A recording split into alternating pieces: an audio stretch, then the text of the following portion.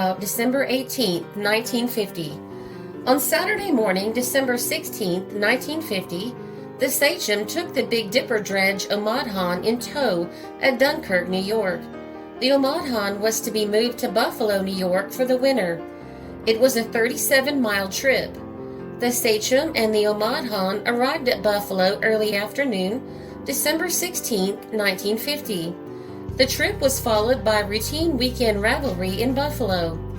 At 6:20 a.m. on Monday, December 18th, the Sachem departed Buffalo, New York with 12 aboard. She was headed southwest back to Dunkirk, New York. At 7:10 a.m., Captain Irwin P. Paulson, master of the steamer Venus, saw the Sachem. The Sachem was making good time through the beautiful, calm lake. It was to be many months before anyone saw the Sachem again.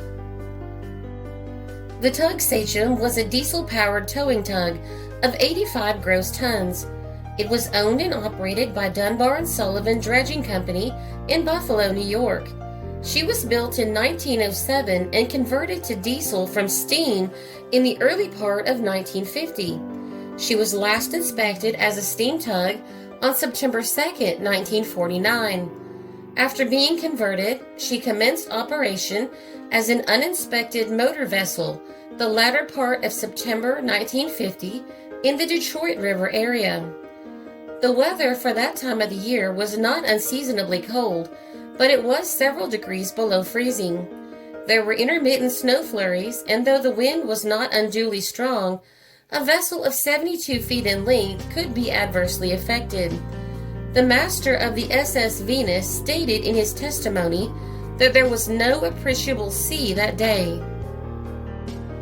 A few days later, a massive search for the Sachem began. By December 29, 1950, all hope for survivors was lost. The Sachem's only lifeboat was found. It was perfectly seaworthy. It was empty. The bodies of crewmen were recovered from the lake from January 5, 1951 through September 23, 1951. During the search, an oil slick led the Coast Guard cutter Tupelo to a spot just 11 miles from the Sachem's destination and barely 2 miles from shore. There, sonar quickly located a sunken ship. On January 6, 1951, the sunken ship was identified as the Sachem. Divers meticulously studied every detail of the vessel. On October 22, 1951, the Sachem was raised. The Coast Guard immediately began their investigation. What they found, though, surprised everyone. Everything aboard the Sachem was in perfect order. The engine was serviceable. The steering gear still worked perfectly. The seacocks were closed as they should have been. The hull was completely undamaged. Even the instruments in the engine room were still operable. The alarm bell switch was open. The alarm had not been sounded.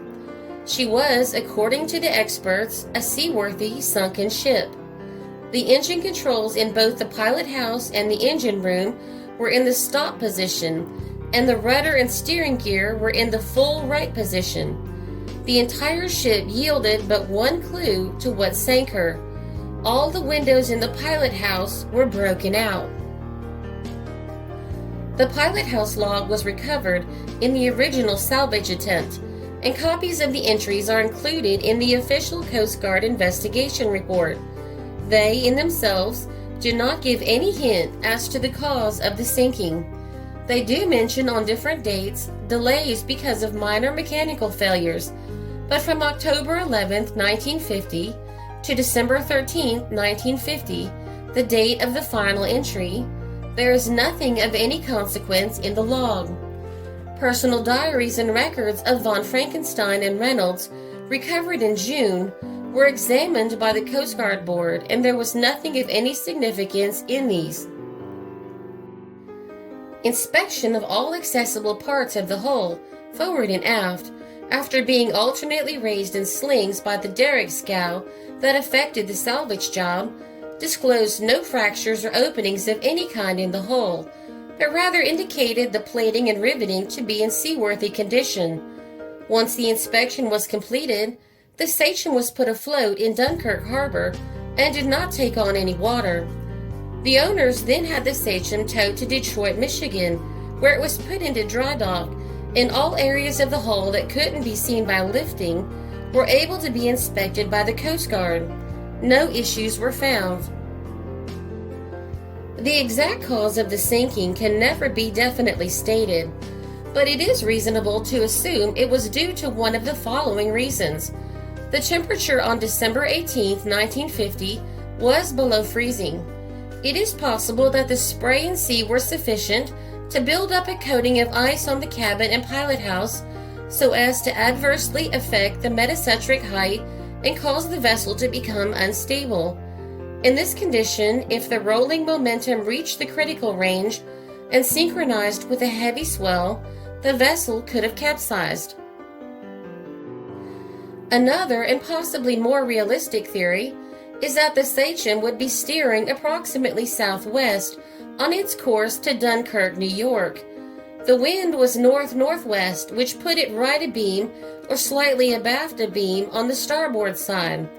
A particularly heavy wave, a Sachem wave, a phenomenon wherein one large wave is unaccompanied by preceding or following waves of comparable size and not dependent upon strong winds for its formation. These waves are not unknown on the Great Lakes, although recorded instances of their occurrences have been infrequent. Assuming such a wave was sighted to starboard, the pilot no doubt would attempt to head into it, hence the hard right position of the helm and rudder. It would also be natural to stop the engine momentarily to lessen the impact. This would explain the stopped position of the pilot house control. The fact that all of the windows in the pilot house were found broken by the first divers to the descent of the Sachem leads credence to the aforementioned theory. Also that the tug had a minimum of freeboard. The speed with which the Sachem sank can only be guessed. However, there must have been a short interval, as all of the crew were able to leave the vessel. The members normally in the engine room would have found it practically impossible to ascend the stairs and reach the landing outside if the vessel were submerged. Also, any crewmen in the forward forecastle, if any were in there, would very likely have been trapped. One must conclude that there was at least a short interval in which possibly the lifeboat was launched or was in the process of being launched. In any event, the lifeboat was found on the south shore of Lake Erie, in the vicinity of Sunset Bay, about a week after the sinking. It was also inspected and found to be seaworthy. The Coast Guard Board required the owners to have a stability curve calculated to determine the exact criterion of stability of the Sachem before it would be able to be put back into service. The following bills were also put before Congress pertaining to the safety of motor vessels. H.R. 2317, a bill to provide that certain vessels shall be subject to the laws relating to steam vessels and for other purposes. H.R. 3657, a bill to provide that certain vessels be subject to the laws and regulations relating to the inspection, safety, and navigation of steam vessels. H.R. 3646, a bill to provide that certain vessels propelled by gas, fluid, naphtha, or electric motors shall be subject to certain laws relating to the inspection and personnel of steam vessels. S. 1286, a bill to amend the Act of June 20th, 1936, so as to broaden the application of laws governing the inspection of steam vessels to vessels propelled by internal combustion engines. H.R. 7710, a bill to provide that certain vessels shall be subject to the laws relating to steam vessels and for other purposes. S. 647, a bill to provide that certain vessels shall be subject to the laws relating to steam vessels and for other purposes. The Coast Guard report is quite thorough, but there are still questions surrounding the sinking of the Sachem. How could this wave be so accurately directed as to send a perfectly seaworthy ship crashing to the bottom and yet go completely unnoticed by everyone else on, around, or above Lake Erie. The Sachem was only 2 miles from the shore, yet no one on shore noticed the unusual seas that day. The board made no attempt to answer these questions. The board's explanation is every bit as impossible as the incident itself. But the Sachem did sink. Her crew did perish.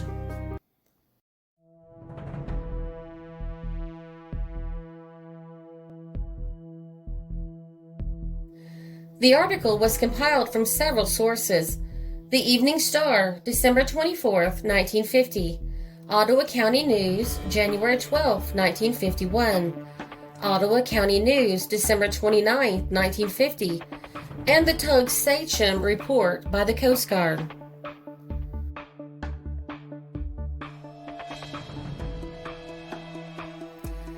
This is a Country Road production because history is fascinating.